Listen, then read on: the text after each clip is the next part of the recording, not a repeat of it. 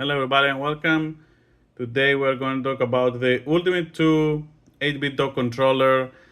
Just got it for 5 days ago from AliExpress. It has Bluetooth 2.4G and USB. This is the Nintendo Switch variant, which will work with Switch 2 as well. I'm making this video because I know in a lot of places the Switch 2 accessories, they're kind of getting skyrocket prices, and I am pretty sure that this is a really good alternative to those things. So without further ado, let's talk about this bad boy. So first, this controller is the descendant of these two other 8BitDo controllers, which is the Ultimate 1 and the Ultimate 2C. And this controller has their best features. Now let's talk about them. Let's start from the back. It has all of the buttons, the additional buttons, and improved. So these two buttons, instead of membrane in here, they are clicky buttons. It is way easier to press compared to the previous one. If you have the Ultimate one, sometimes it was harder to get any feedback because it was made to be a click, but you don't feel really any feedback with your fingers behind there.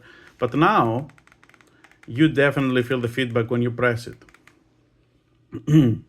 Now, also here we have the two additional buttons from the 2C controller, which is really interesting. I really like the positioning here, so you don't have to move your finger all the way down.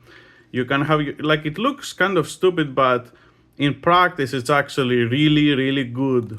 Especially if you want to have the experience of the trigger from something else, but you can also have the instant thing,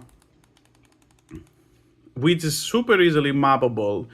If you hold this button and you hold the other button you want to map and you press the start button, immediately it's mapped. You don't need any software, anything like that. You can use the software to configure things like the sticks and stuff like this, but I really like how fast you can map any button, even multiple buttons to this. You can have, like, if you're playing Street Fighter, you can map it to be Drive Rush just with the buttons, or map 3 buttons. Or in some fighting games like Tekken, that they have 2 buttons like this, you can map them like this or like this together here, which is cool. All right. We also have to talk about the connections now. When you connect it with the cable, this is 1000 hertz. And when you connect it, as far as I know, when you connect it with a dongle as well, it's 1000 hertz. Now the thing here is, this is very good for the Switch 2, that you can have 2.4 gigahertz connection, immediately put it on top of your Switch. So you can charge it on the bottom, on the dock, or even on the tabletop. You can have it on the top USB, and you can immediately play tabletop with really good, reliable connection. I wish they include this piece, which I had it from a USB audio card. I wish they had this, so you can have both options for everything. But yeah, they didn't do that. I wish they do that in the future. Now, what else to say here? First, we have to talk about the sticks. Now, the sticks is pretty much, I'm not sure if they came up with this. I'm not sure who came up with that kind of technology, but when you glide around, you feel like you're not actually hitting it. You're not hitting anything. It feels like you're gliding, which is exactly the same feel that everyone said about the Switch 2 Pro controller, which is interesting. So these two are Hall effect, and the triggers are Hall effect triggers.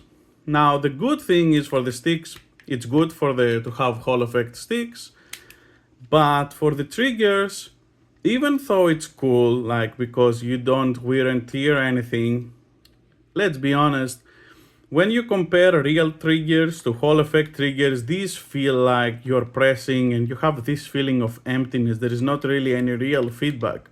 I don't really like that. But at least they're supposed to be there so they last really long time. Now we also have this cool option that you can make it a click and hair trigger. And what I really like is that they change and they kind of probably slot in a switch there.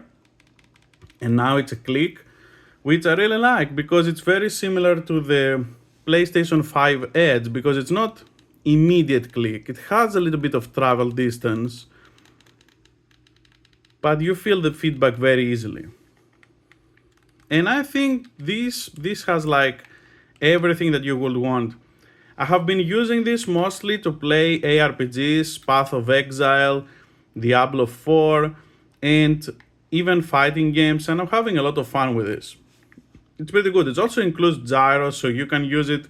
That's why I think it kind of has everything the Pro 2 controller has, and it just, the only thing is that if you were after something different from this form factor, you don't really get it here. It's pretty much the same.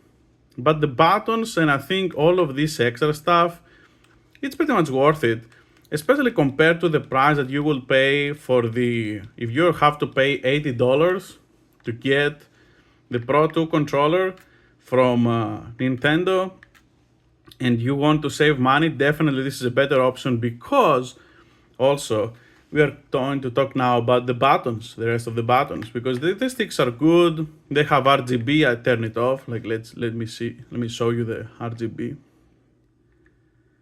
Oh, it doesn't work if it doesn't connect. All right, and you can see here it has these RGB lights that when you're pressing the stick, it also kind of shows you where it's hitting, so you can use it to kind of button check and stick check to see even pressure, how far it goes for dead zones and everything like that. That's pretty cool, to be honest. And the clicks, everything. Now let's talk about the D-pad. The D-pad is very interesting situation here. So let me unplug it. The D-pad is a really interesting situation here because this is not really what you know from the Ultimate One controller. The Ultimate One is like a Super Nintendo D-pad, right? And the Super Nintendo D-pad is stiff and it's really good for platformers, but it's not really good for fighting games. And this one here, I think they took inspiration from the M30 controller they have, and they kind of put the mechanism of that D-pad here. Now what this means for you? This means that this is very easy to glide. You just guide it around and it moves around. It has a pivot, so you cannot get two opposite cardinal directions at the same time. And it moves really, really good. You can even see feedback here from your moves. Let me see. You can see even when it starts to change to go up the D-pad. You see this? Pretty cool. So as this shows, you kind of have to be careful how far you pressure the buttons. But when you get in the muscle memory, this will not really be a problem. So I think this is pretty good. And overall, I have used this controller, I think, for at least 25 hours, playing Path of Exile 2, Path of Exile 1, Diablo, and Last Epoch in multiple different devices. It's supported by Steam, it's supported by Switch, and it will be supported by Switch 2 because it supports Switch 1 Pro controllers. And I'm pretty sure you're going to have a good time with this controller. It has so many options. And I really like it. I really like how it feels in the hands. All these options for different button mappings. So it's pretty cool. And for fighting games, because you know Street Fighter 6 gonna be coming, you will want to have a nice D-pad if you play that game. The buttons here, I have to say, they're a bit different. If you have the 2C controller, these are very clicky buttons. What is the downside of this though, is that these buttons, even though they're clicking, you may think that's a good thing. It is not really, because they're really heavy. So when you press the switch, if you have like something to mash, definitely will not be as fast as mashing on here. like, because the membrane buttons are just made to do this. You cannot really do flickering and stuff like this, and some button, like if you're playing a lot of Mega Man and Metroid in games like that, you may not be able to do some D-pad and these kind of techniques with that kind of controller. So this is definitely the perfect for Nintendo, I believe. And you can have your short triggers, you can have your full triggers if you connect it to PC to play other games. So I think this is a very good complete controller that you can pretty much do anything with it. And if you want, like on the previous review that I did with the 8BitDo, sorry, not the 8BitDo, the Brook adapter, you can easily connect it with cable and you can play even on your PS5. Most of my testing has been done that way because I really like playing on the couch, but I also really like playing ARPGs with controllers with this kind of layout orientation. Anyways, I hope this was helpful. As far as I know, anything additional is that it has also 3 different profiles that you can use, and they are stored inside there, so you don't have to do anything crazy. It's not per device. So you can just change them anytime you want. If you want to use the app, it has very specific things that you can use for how linear or aggressive the stick's going to register. I don't really play shooting games, so that's why I'm not really diving too far into this. But this is a very low latency controller, which you can use with pretty good connections and reliable connections, and you will have a lot of fun.